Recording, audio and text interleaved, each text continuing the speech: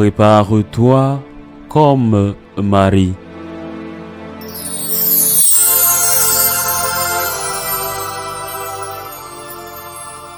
Au 6e mois d'Élisabeth, l'ange Gabriel fut envoyé par Dieu dans une ville de Galilée appelée Nazareth à une jeune fille vierge accordée en mariage à un homme de la maison de David appelé Joseph. Et le nom de la jeune fille était Marie. L'ange entra chez elle et dit « Je te salue, comblée de grâce, le Seigneur est avec toi. » À cette parole, elle fut toute bouleversée et elle se demandait ce que pouvait signifier cette salutation. L'ange lui dit alors « Sois sans crainte, Marie, car tu as trouvé grâce auprès de Dieu. Voici que tu vas concevoir et enfanter un fils et tu lui donneras le nom de Jésus. Il sera grand, il sera appelé Fils du Très-Haut. Le Seigneur Dieu lui donnera le trône de David, son père. Il régnera pour toujours sur la maison de Jacob et son règne n'aura pas de fin. » Marie dit à l'ange « Comment cela va-t-il se faire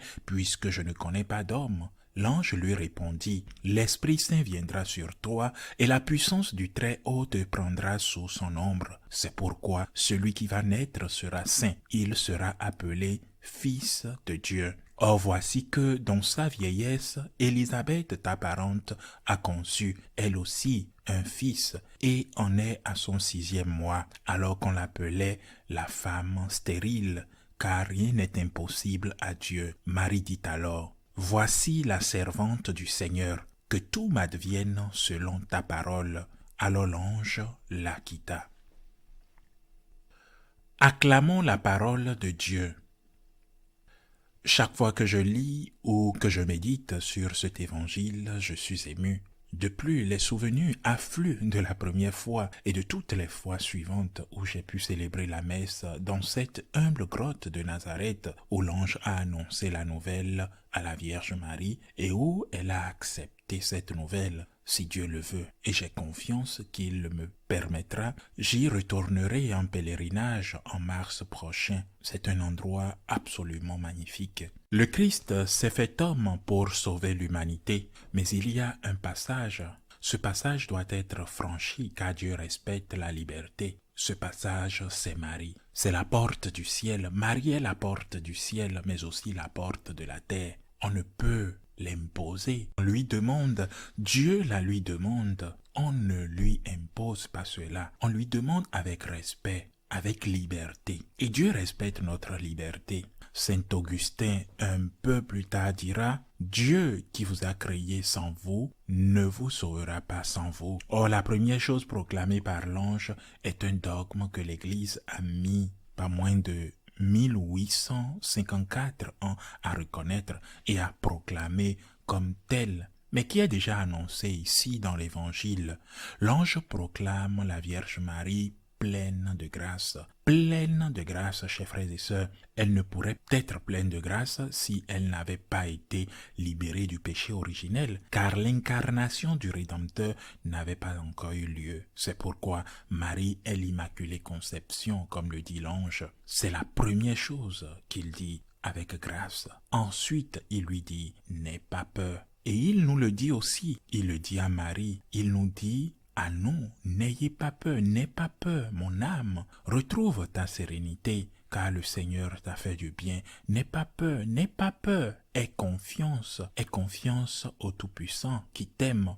Il te connaît, il connaît tes faiblesses et pourtant il t'aime, n'aie pas peur. De quoi ne devrions-nous pas avoir peur? De faire la volonté de Dieu, par exemple, en suivant le Seigneur pour nous consacrer à lui. La peur de faillir. Et cette peur ne concerne généralement pas les difficultés à venir, mais notre capacité à les affronter. Il ne s'agit pas des épreuves. Vous devez maintenir la chasteté, par exemple, la pauvreté et l'obéissance, mais de la force que vous aurez pour être chaste, pauvre et obéissant. Il ne s'agit pas de dévouement. Vous devrez être 24 heures sur 24, 7 jours sur 7, entièrement tourné vers Dieu et ses enfants, mais de la force que vous aurez. En serais-je capable? C'est la question qu'il faut se poser. C'est là que réside la peur, dans l'action. Dans l'action, chers frères et sœurs. Mais Dieu vous en donnera la capacité. N'ayez pas peur, Dieu peut le faire. comme le dit aussi Saint Paul, bien que nous ne pouvons l'imaginer ou le rêver. Si nous nous remettons entre les mains de Dieu, il peut accomplir dans nos vies les miracles dont nous espérons. Après avoir apaisé les craintes de Marie, l'ange lui demande sa permission, lui révèle le plan de Dieu et lui dit « N'aie pas peur, car tu as trouvé grâce auprès de Dieu. Tu concevras et enfanteras un fils que tu appelleras Jésus. Il sera grand et il délivrera son peuple de ses péchés. » Alors, il lui demande sa permission. Et soudain, un événement extraordinaire se produit. Cette jeune femme, l'Immaculée Conception, pleine de grâce, arrête net l'ange et lui pose une question en retour. Comment saurais-je que tu es un ange de Dieu? Comment saurais-je que tu n'es pas le diable? Comment saurais-je que c'est la volonté de Dieu? Elle ne demande pas, comme Zacharie, donne-moi une preuve. La Vierge ne doute pas que Dieu puisse faire cela, et bien plus encore, mais elle veut savoir si c'est véritablement sa volonté. Il ne s'interroge donc pas sur la fin. Il l'accepte en raison de la puissance de celui qui l'a prescrit. Marie ne s'interroge pas sur la fin, mais l'accepte en raison de la puissance de celui qui l'a prescrit. Bien sûr, elle l'accepte, mais elle s'interroge sur les moyens. C'est le premier enseignement que nous donne la Vierge Marie et c'est le fondement essentiel de toute morale catholique. C'est la Vierge qui nous enseigne le chemin de l'éthique chrétienne. La fin ne justifie pas les moyens. Comment cela serait-il possible? Eh bien, je ne connais pas d'homme. Que va-t-il m'arriver? Que va-t-il m'arriver pour tomber enceinte? Allez-vous me demander de trahir mon mari? La première partie des fiançailles a déjà eu lieu, je le répète. Allez-vous me demander de trahir mon mari? Vais-je devoir faire quelque chose de honteux, quelque chose qui va à l'encontre des commandements et de ma conscience? Comment est-ce possible? Je n'ai jamais connu d'homme, je suis vierge. Comment pourrais-je tomber enceinte? Il n'est pas dit que Dieu ne peut pas le faire. Il n'est pas demandé de preuves, mais il est dit « Je veux savoir comment, car ainsi je saurai si la voix de Dieu est vraiment celle que j'entends. Si vous êtes vraiment un ange de Dieu et non un démon déguisé. » La fin ne justifie pas les moyens, chers frères et sœurs. Marie est ici présentée comme l'enseignante. Elle sera à la fois mère et enseignante. L'ange le lui explique clairement.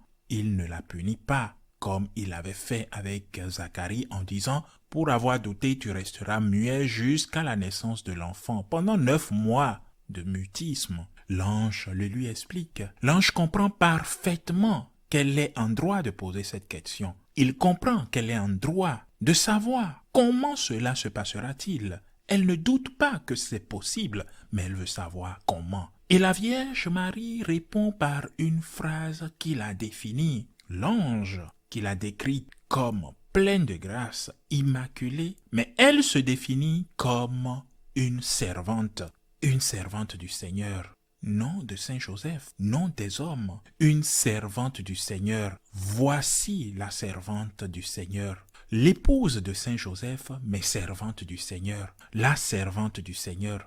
Et cette simple expression nous ramène au commencement de la création, au livre de la Genèse, à la première tentation, la tentation primordiale. Si vous décidez vous-même ce qui est bien et ce qui est mal, vous serez comme Dieu.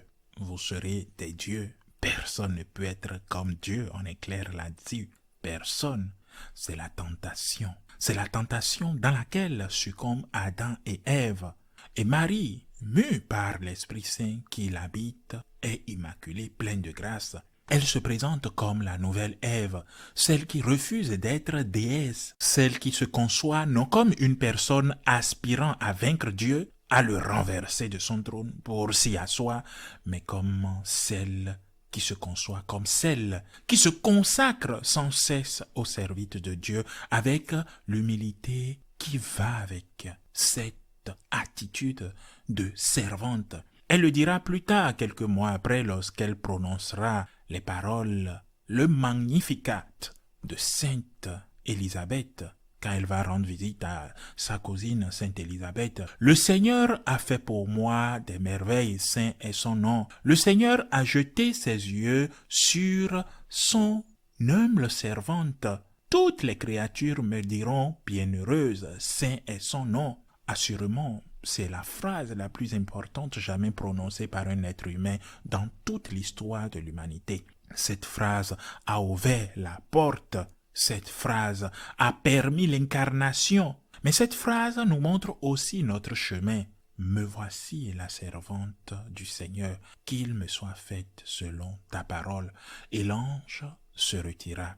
La servante, c'est Marie, l'Immaculée, mais celle qui veut être seulement la servante du Seigneur. Et c'est ce que nous devons imiter en notre maman, Maman Marie, si nous voulons lui ressembler vraiment. Je veux te ressembler, je veux que tu m'aides à te ressembler. Aide-moi à être humble, à faire une confiance aveugle dans les moments de plus grands tourments, de plus grands peurs, de plus grands risques, à accepter la volonté de Dieu, que je la comprenne ou non. Je veux te ressembler. Je ne veux pas demander d'explications. Je veux simplement dire, fais tout selon ta parole. Demandons à Dieu, par l'intercession de notre maman, Maman Marie, l'Immaculée Conception, de nous aider à être dignes d'être des enfants de cette belle maman magnifique, exemplaire, enseignante, à la ressembler, ne serait-ce qu'un peu, à cette immaculée et humble, cette nouvelle Ève, cette porte du ciel et cette porte de la terre en même temps, répétons-le ouvertement au Seigneur. Seigneur, me voici servant, me voici servante du Seigneur. Aide-moi, Seigneur, aide-moi à être comme ta très sainte mère. Ainsi soit-il.